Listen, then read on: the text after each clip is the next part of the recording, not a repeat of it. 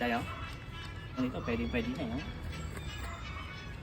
Ayun mga pare ko, itatry natin kung gaano katibay ang ating Mavi's Rolex 3. Ayan lang. So formerly, this is the Joyride Rolex 3. So pinalitan natin ang kanyang series name into Mavi.